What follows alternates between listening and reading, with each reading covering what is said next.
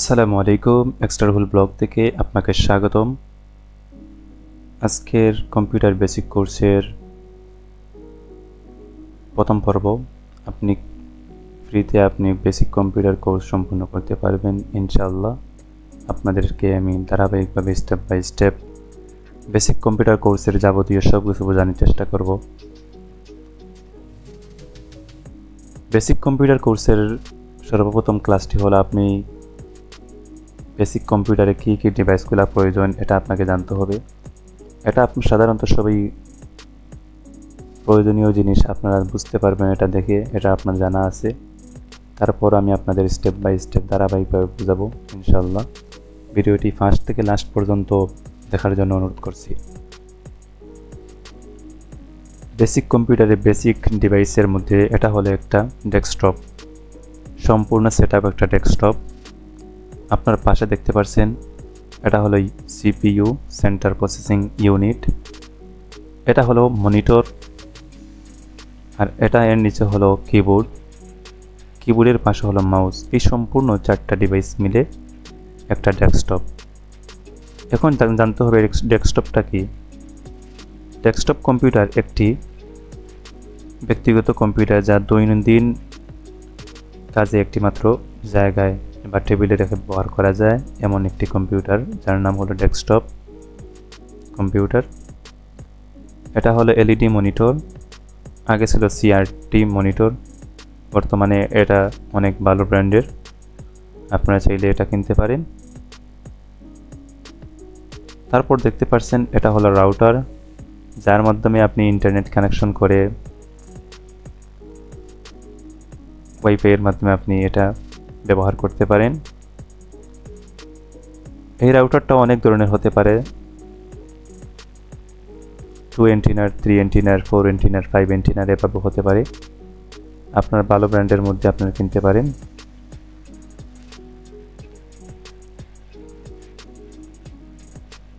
তারপর দেখতে পাচ্ছেন এটা হলো সিপিইউ, সেন্টার প্রসেসিং ইউনিট। কম্পিউটারের যাবতীয় কাজ এখান থেকে হয়ে থাকে।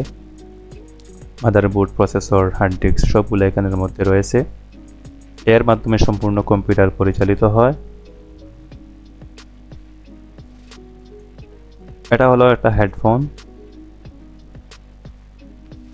এই হেডফোনের দ্বারা আপনি আউটসাইডের শব্দ আপনি কানের মধ্যে লাগিয়ে শুনতে পারবেন। এটা অনেক গুরুত্বপূর্ণ, এটার মধ্যে অনেক ভালো ব্র্যান্ড রয়েছে, আপনারা কিনতে চাইলে পারবেন। তারপর দেখতে পাচ্ছেন এটা হলো একটা কিবোর্ড, যা আপনার জন্য অনেকটা গুরুত্বপূর্ণ টাইপিংয়ের জন্য।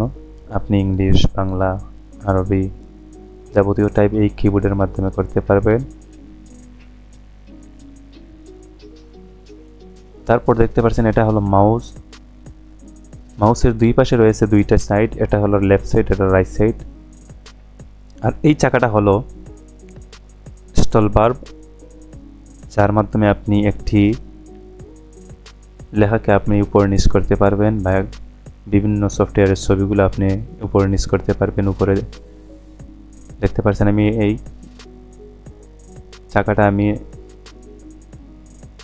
ঘুরিয়েছি, এই চাকা ঘোরার কারণে উপর নিচ ছোট বড় হচ্ছে।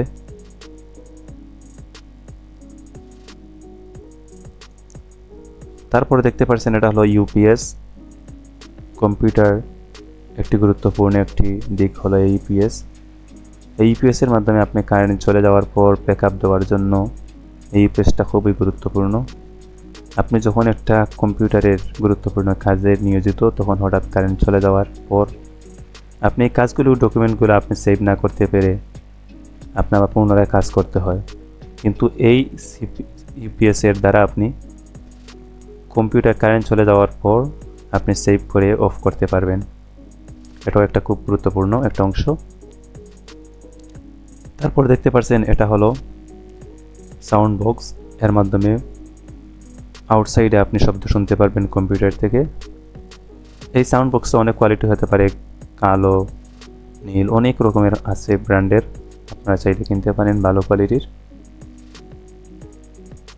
তারপর দেখতে পাচ্ছেন এটা হলো প্রিন্টার।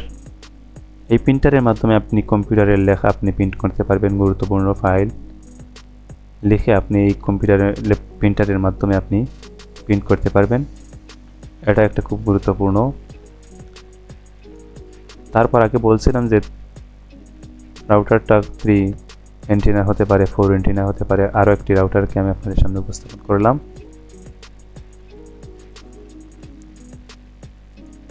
তারপর দেখতে পাচ্ছেন এটা হলো ল্যাপটপ। এটা একটা কম্পিউটার যা খুলে রেখে সহজে আপনি এটা ব্যবহার করতে পারবেন। এটা অনেক ভালো ব্র্যান্ডের রয়েছে, আপনারা চাইলে এইচপি, ডেল এরকম আপনারা কিনতে পারেন, ভালো ব্র্যান্ডের রয়েছে।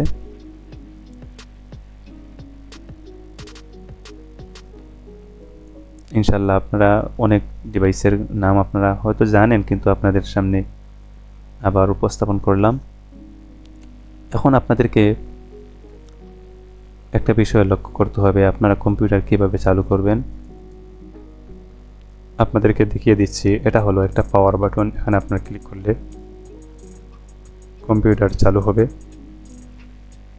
আর একটা হলো রিসেট বাটন, রিস্টার্ট বাটন। এই বাটনের মাধ্যমে কম্পিউটার অটোমেটিকভাবে বন্ধ হয়ে আবার চালু হবে। এটার মাধ্যমে আপনারা কম্পিউটারটি চালু করবেন। আমি দেখতে পাচ্ছেন আপনাদের সামনে কম্পিউটারটি চালু করতেছি।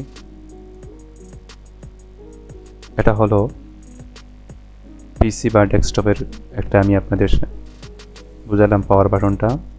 এখন আপনাদের সামনে আরেকটি পাওয়ার বাটন দেখাবো। এই পাওয়ার বাটনটা হলো ল্যাপটপের। আপনারা এখানে টাচ করে আপনি ল্যাপটপটি চালু করতে পারবেন।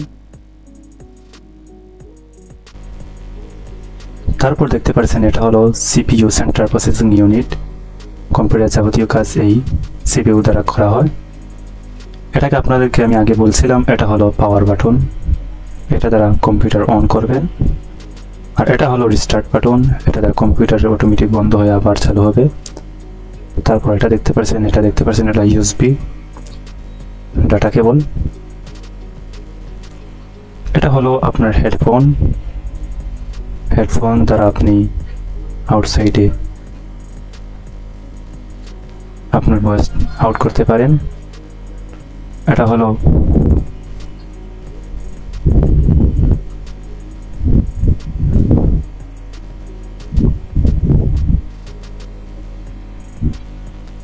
হেডফোন, যার দ্বারা আওয়াজ এটার মধ্যে আপনি লাগিয়ে আওয়াজ আউটসাইড করতে পারেন, সাউন্ড বক্স সেট করতে পারেন।